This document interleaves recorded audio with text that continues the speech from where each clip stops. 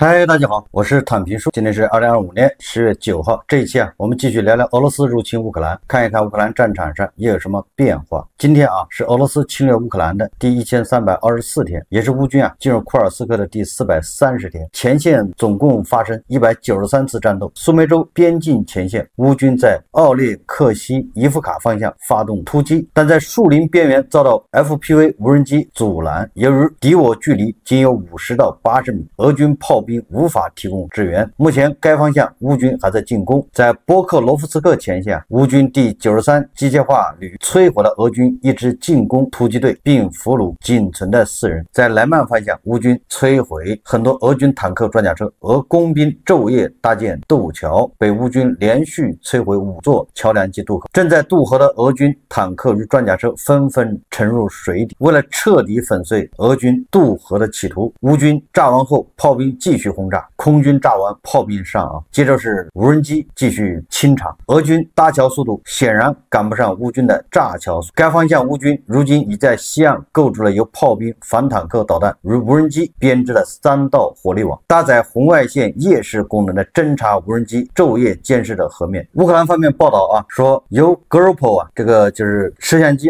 拍摄的第3军团近期的战斗。黎明，来自第2机械化营第3连的乌军向顿涅茨克各处发起猛攻，他们任务是击溃敌人，并在通往卡尔皮夫卡的道路上占据有利位置。这是乌军主动发起的一场小规模的攻击在利曼东北方向，几乎就在同时，战士们的战车遭到俄军的攻击，冲锋队员们迅速寻找掩护，然后冲进敌军的阵地，占领军进行了激烈抵抗，并使用无人机发动空袭。枪战持续不断的火力不仅在物理上，也在精神上摧垮了俄军。国防军将俄罗斯军队从第聂伯罗彼得罗夫斯克州的西奇涅沃赶走。第141独立机械化旅的士兵在第聂伯罗彼得罗夫斯克州叫西奇涅沃村成功进行了突击行动。行动中50名俄罗斯士兵被消灭，另有8人被俘虏。我们旋风突击队再次证明他们专业能力。这次行动给敌人造成了重大损失。这次行动证明我们没有停滞不前，我们不仅在防守，还在稳步前进。双方在激烈的战斗无人机也是花样翻新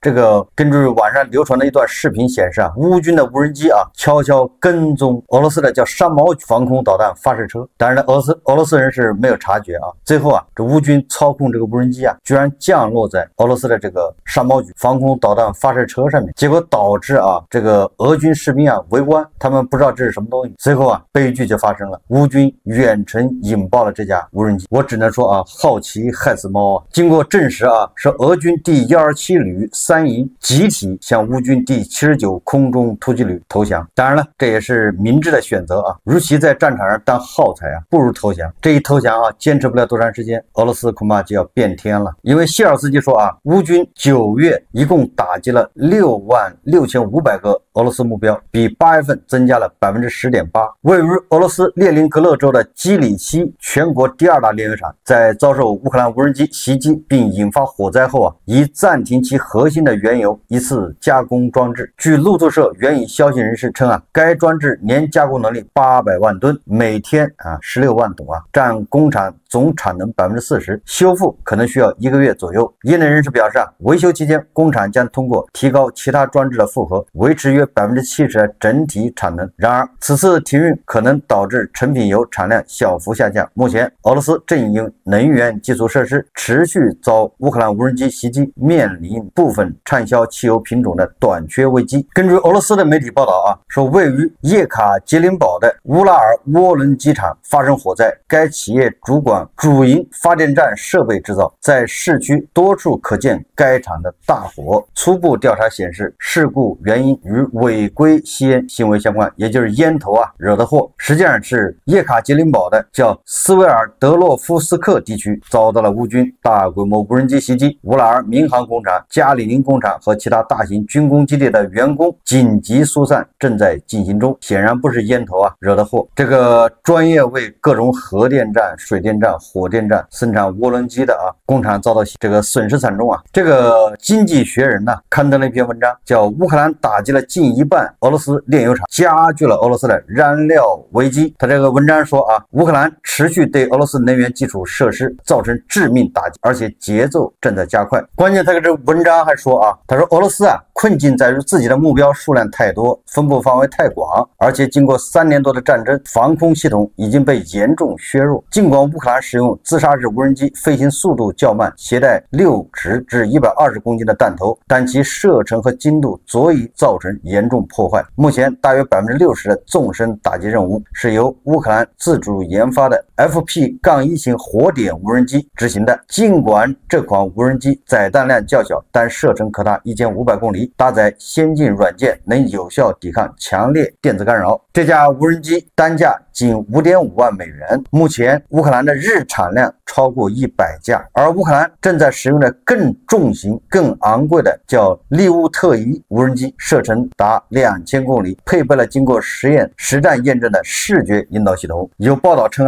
FP-5火烈鸟巡航导弹也已投入使用，这种导弹速度远高于无人机，能在距离地面仅50米的高度飞行，射程超过3000公里，弹头重达1150公斤。俄罗斯的战略空袭主要是为了恐吓城市，而乌克兰则是直接打击俄罗斯维持战争的能力。正如库瓦连科所说，这不会让俄罗斯经济彻底停摆，但对俄罗斯依赖的战争收入打击只会越来越严重。越来越多的俄罗斯民众开始切实感受到战争正在逼近他们自己，也就是俄罗斯人的岁月静好的局面被打破。经济学人还说2个月内超过85个重要目标遭到袭击，俄军军工的潜力被大大削弱。截至6日，仅仅是10月份的前6天，就已经有5座俄罗斯大型炼油厂遭乌克兰无人机的袭击。最新一座遭袭的俄罗斯炼油厂是距离乌克兰超过2000公里的叫秋明炼油厂，再次创下新纪录这个秋明炼油厂应该是在俄罗斯的这个亚洲部分。那么现在越来越多的美西方媒体在报道乌克兰袭击俄罗斯这个炼油厂和石油设施对俄罗斯造成的影响说乌克兰正在加强对俄罗斯炼油厂和石油基础设施的打击力度，自8月初已发动30多次袭击。根据法新社报道，能源研究集团科普勒分析师法拉克沙表示，乌克兰的袭击迄今为止相当有效，俄罗斯炼油厂产量下降约10%。牛津能源研究所数据显示，石油和天然气收入到2024年约占俄罗斯预算30%，是其资金最大来源。面对资源短缺风险，俄罗斯最近限制石油产品出口至年底，并延长汽油出口禁令。能源公司分析师叫沙指出，截至9月中旬，俄罗斯炼油厂平均日产量已降至490万桶，较2025年上半年下降约40万桶。俄罗斯成品油稀缺显著扩大俄罗斯原油与成品油之间的价格差距，油价已开始受到影响。俄罗斯联邦统计局数据显示，截至9月1日，零售汽油价格较2024年底上涨了7%。沙认为俄罗斯的情况有进一步恶化的可能，因为受损的设施通常需要较长的时间才能恢复正常运作。瑞典北欧斯安银行分析师席尔德罗普声称，随着乌克兰越来越擅长攻击俄罗斯炼油厂，俄罗斯情况可能会变得更糟。他预测俄罗斯将停止所有石油产品出口，并实施国内配给制。另一方面，随着西方石油公司撤出俄罗斯，对俄罗斯能源基础设施投资大幅下降，限制其未来几年原油产量的提升。法拉克沙说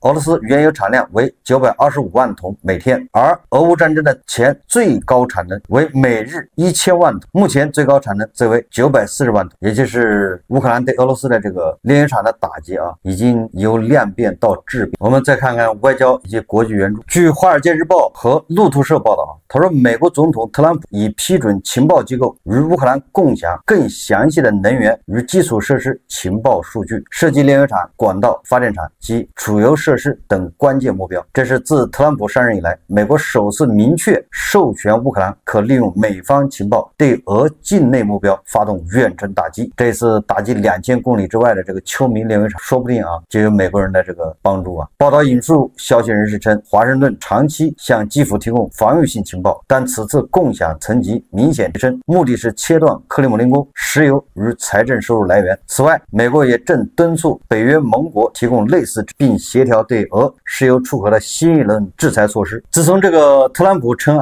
已就向乌提供战斧导弹一事做出决定，虽然特朗普现在这个说的话比较含糊，似乎给俄罗斯给普京留有地，但是我想有媒体报道这个战斧巡航导弹据说已经运到了德国很快就要到乌克兰战场。说3架美国 C-17黄旗霸王运输机低调抵达德国美空军基地。据路透社称机上载有援助给乌克兰的美军战斧巡航导弹，但据说要等特朗普最后决定是否把导弹卖给乌克兰。俄罗斯联邦安全会议副主席梅德韦杰夫对这个特朗普援助乌克兰战斧导弹，他回应说他说这还用问，乌克兰的极端民族主义者这些班德拉分子会用战斧导弹攻击法国、德国和波兰。最后梅德韦杰夫还不忘点名特朗普，这么简单的道理难道美国总统都想不明白吗？大家怎么看？而这个俄罗斯总统新闻秘书佩斯科夫他说如果有关方面向乌克兰提供战斧巡航导弹，将引发严重的局势升级。无论是普京、佩斯科夫还是梅德韦杰夫，他们对特朗普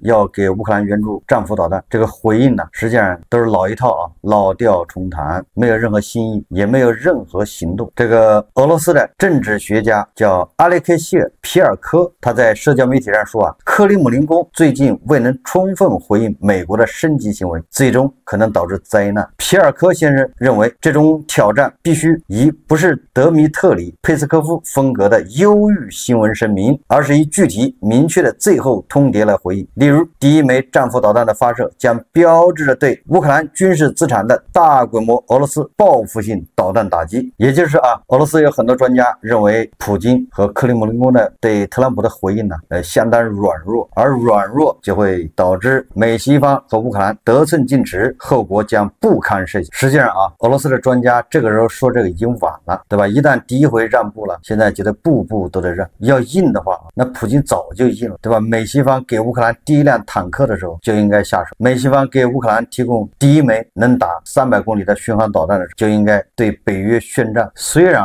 普京一直扬言，对吧，说给了这个巡航导弹，那就是北约参与战争，视同北约宣战。但是俄罗斯除了嘴炮啥也不敢干。普京的和这个俄罗斯的这些嘴炮们的这个色厉内荏已经被美西方完全掌握，要不然连特朗普都敢说普京是纸老虎，要不怎么叫纸老虎，就是吓唬人。所以我们静待第一枚战斧导弹在俄罗斯领土上开花。我想很快再不炸恐怕就来不及了。俄罗斯能扛到哪一天不知道俄罗斯总统普京10月7号在圣彼得堡主持召开国防部和武装力量总参谋部领导层会议。在这个会上俄罗斯武装力量总参谋长瓦列里·格拉西莫夫向普京总统汇报说，俄军继续向扎波罗热州和第聂伯罗彼得罗夫斯克州乌军防御纵深推进，第聂伯罗集团军部队正朝扎波罗热市方向推进。俄军重点打击目标包括乌克兰导弹武器生产基地，涵盖导弹综合系统以及远程无人机制造设施。南部集团军在北顿涅茨克和康斯坦丁诺夫卡方向实施进攻，成功突破敌人顽强抵抗。这个格拉西莫夫的特点就是报喜不报忧坚决不给领导添麻烦，对吧？他告诉普京的都是好消息。大家还记得吧？去年8月6号乌军越过这个俄乌边境进入库尔斯克，结果这个格拉西莫夫向普京汇报，只是一小股乌军在边境骚扰，已经被打回去了。结果这个乌军在库尔斯克现在还在交战，还占据一块地方。没有办法，因为普京他就信这一套。你要说别的，对吧？你要说战事不利或者是推进不利，那你就是在唱衰俄军所以普京他总结会议他说尽管敌人仍在负隅顽抗，但他们正在沿着接触线撤退。在此背景下，基辅政权为了向西方支持者展示某种成绩，于是试图袭击俄罗斯腹地的民用设施，这对他们来说于事无补。但我们的任务是确保俄罗斯公民战略设施和民用基础设施安全。显然，这个普京啊，已经自己也分不清什么是真话，什么是谎言。这个普京认为啊，目前俄乌战局的战略主动权完全掌握在俄罗斯武装力量手中，俄军将实现特别军事行动的所有目标。一个波克罗夫斯克啊，现在都已经打了快2年了，到现在还没能拿，其他地方也一样啊。俄乌双方啊对战线的报道啊说法不一致，但是至少我们可以看到双方在战线上变化不大，没有谁把谁击溃。今天你往前推进，后天他又反推回来，战线没有什么变化。但是我们看到俄罗斯国内是吧，缺油，这是事实。俄罗斯要向某些国家进口汽油，这也是事实。俄罗斯的各地的炼油厂遭到打击，这也是事实。普京还要靠谎言来蒙蔽俄罗斯人，但是越来越多的俄罗斯人会感受到啊，这乌克兰人的无人机啊在天上低速飞过，而俄罗斯人看着是无可奈何，毫无办法。普京的谎言很快就会被戳穿了。根据 CNN 报道啊，为补充在乌克兰战场上的高额伤亡，俄罗斯各地政府正大幅提高参军签约金，试图从以金钱诱因吸引更多人参战，就是重赏之下必有勇夫啊，显示意识形态宣传已难以动员民众，就是靠这种口号啊号召，这俄罗斯人也不上当了，你得给钱，而且得给的多。俄罗斯国防部长别洛乌索夫曾表示，人力是进攻行动的关键，并称招募目标正在达成。但独立媒体指出，2025年第2季俄罗斯仅招募 3.79 万名合约兵，较去年同期锐减 2.5 倍。美国战争研究所分析称，俄军招募更像是一套复杂的商业模式，而非出于爱国信念。政府与非官方招募者持续以金钱欺骗与胁迫方式吸引兵员，各地撒钱抢兵尤为激烈。西伯利亚丘明州宣布，新兵签约金提升至300万卢布，加上联邦政府补助共340万卢布，相当于当地普通人3年的收入。就是你只要一当兵，你签了这个合同兵啊，你就能拿到340万卢布，然后就相当于当地人3年的收入。那你在那儿1个月还有20万卢布的工资，如果打伤打残了还有抚恤金啊，这个打死了那不仅有抚恤金，还有拉达交车。沃罗涅日州也将签约金提高到210万卢布，且不限定申请者户籍，只要签署文件即可领钱。此外，这些高额签约金还不包括战场月薪。目前俄军士兵起薪为每月21万卢布，是全国平均工资的2倍以上，进一步凸显俄方正靠高报酬维系战争的人力。这个战打下去之后啊，不光俄罗斯国内出问题，连带这个白俄罗斯啊都开始吃瓜唠。卢卡申科禁止白俄罗斯全国范围内提高物价，什么意思呢？我给翻译一下啊，就是白俄罗斯迎来了通胀，你不让人涨价能行吗？这个最主要的就是白俄罗斯的石油要被俄罗斯买走，得先进着俄罗斯用啊，俄罗斯给钱，那是不是汽油的价格就涨了？汽油价格一涨，大家知道汽油价格涨，柴油价格一涨，农产对吧，运输各种物价都得飞涨，白俄罗斯开始通货膨胀，俄罗斯就已经膨胀了。说到通胀，那这个俄罗斯啊对这个非常不陌生，就俄罗斯人对通胀那是习以为常，通胀往往就是货币的贬值嘛。而这个卢布的贬值啊，短短的30年里，就从苏联解体开始，卢布已经贬值了11万倍，也就是啊把后面的5个零给去掉，比伊朗还稍微先进一点。伊朗是啊最近才通过啊这个议会决议啊，把后面4个零去掉。俄罗斯人的卢布已经去掉5个零了，很多人的一生的财富啊瞬间归零。1990年11月1号啊，1美元可以兑换 1.8 卢布，1年以后啊1美元可以兑换170卢布，2年后1美元可以兑换3235卢布，再过半年1美元可以兑换4553卢布，又过了半年变成了5801卢布，又过半年变成了6010卢布，也就是7年的时间，1美元兑换 1.8 卢布变成了1美元兑换6010卢布。1998年俄罗斯感觉这样不行，于是开始了货币改革，强制用新卢布兑换1000旧卢布，去掉3个零。那这样的话1美元啊就可以兑换6卢布，这个新卢布啊，但是时间不长，不到1年就变成了1美元兑27卢布。到2015年1美元可以兑换65新卢布，也就是27年的时间，卢布贬值了11万倍。那现在1美元可以兑换差不多100卢布吧，什么意思呢？就是27年前你有1100万卢布，可以兑换成1100万美，27年之后只能兑换$100，那按照现在啊，恐怕是已经贬值15万倍，这还是官方牌价，也记住了啊，也就是你拿100卢布，你跑到央行去，跑到俄罗斯银行，你说给我兑$1，兑不着，没有额度，没有，你只能到黑市，黑市是400卢或者是300卢兑$1，所以你看看啊，这卢布贬值了多少？所以这个大西洋周刊啊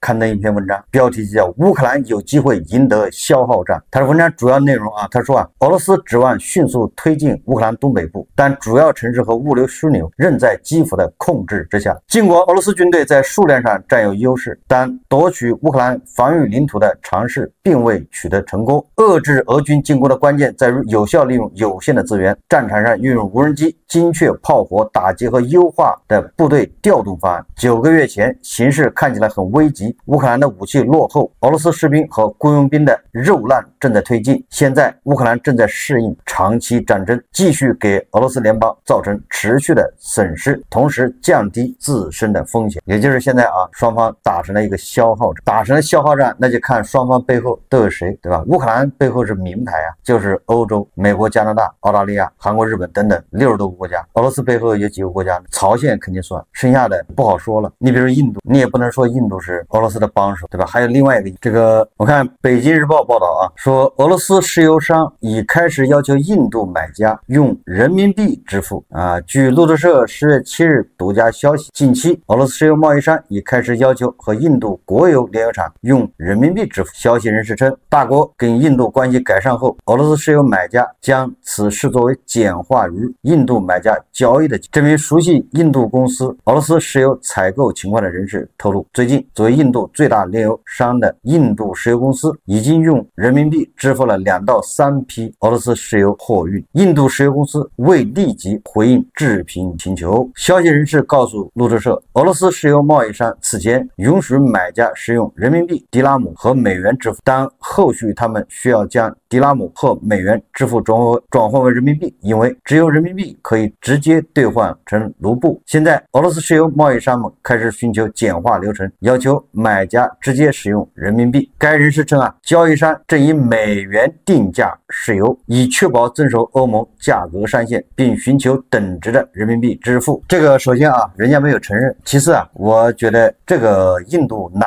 来的那么多人民币？有2种途径啊，一个就是印度对大国出口，对吧？从大国收的人民币，还有一种就是印度在市场上买的人民币。这个大国啊，在离岸人民币非常少，非常少。印度没那么傻吧？俄罗斯更没有那么傻，所以这个更像是啊，美西方媒体啊，恐怕要突出，对吧？大国对俄罗斯的重要性和大国对俄罗斯的支持。这俄罗斯怎么可能，对吧？这个时候给你这个人民币抬轿子，他为什么就不能要印度支付卢布呢？不是让印度支付卢布不就完了，对吧？你中间让人民币从中间来支付，这不就脱裤子放屁了吗？我们再看条新闻啊，这是联合早报报道，他说大国和伊朗、俄罗斯扩大以物贸易，就是以物易物啊，贸易规模，以规避欧美制裁。学者分析，随着西方制裁加码，大国扩大具备贸易资质的企业名单，使得更多的大国企业得以与被制裁国延续贸易往来。这个说法有可能啊，但是啊，这种规模是不可能做得大的。你这就相当于不就是货币不重要了呗，对吧？在现在这个情况下，居然说货币不重要，还以物易物贸易。这个以物易物贸易什么意思啊？一般呢就是大国提供基建，对吧？就是大国比如跑到伊朗承包了哪个铁路，那伊朗是不是要付伊朗的什么迪拉尔，是吧？但是我们，对吧？大国直接把迪拉尔变成伊朗的货物，比如说石油拉回来，去伊朗承包这个铁路的恐怕是，对吧？这个中铁三局，那这个跑到伊朗拉石油的恐怕是，对吧？中石化，那剩下的就是中石化和中铁三局之间怎么结账呢？这样通过银行，对吧？这2个在国内怎么一结账，这个有可能啊，但是这个规模不会太大，做不大，这个只能叫应急啊。最后我们再看一条啊，俄罗斯经哈萨克斯坦的陆路补给线中断，数千辆卡车滞留边境。据报道，俄罗斯一条重要的从大国获取物资的陆路通道在哈萨克斯坦边境遭遇严重阻断。多方消息指出，上千辆满载货物的卡卡车在哈萨克斯坦与俄罗斯边境的陷入停滞，面临着严格的检查，部分货物被没收。据报道，此次拥堵使于9月中旬，哈萨克斯坦方面加强了对过境货物的检查力度。检查措施导致数公里的长队和严重的运输延误。有消息称，滞留的卡车数量高达数千辆，估计在2000到7500辆之间。那检查什么呢？此次检查的重点是可能违反西方对俄制裁的军民两用产品。具体来说，包括无人机及其部件、电子产品、微芯片、各类机械设备以及西方品牌的商品。根据物流行业内部人士透露，运载微芯片和任何机械设备的卡车几乎100%被拒绝过境。实际上，这个才是正道啊，也就是各个陆路关卡严查，海上也严查，各港口，对吧？你能做到这个，就能让俄罗斯再也没有办法获得这些什么无人机配件、什么导弹配件。总之这一切都已经说明套在俄罗斯脖子上的这个绞索是越来越紧，俄罗斯对吧是越来越窒息，他日子是越来越难过，不是越来越好过，不是什么越打越富有，马上就只有出的气没有进的气了。所以说这个俄罗斯是存在一夜之间突然轰然倒塌的可能，我们拭目以待。好，这期节目咱们就聊到这，感谢大家收看。如果喜欢我的，欢迎订阅转发，也可以在下方留言评论，谢谢大家。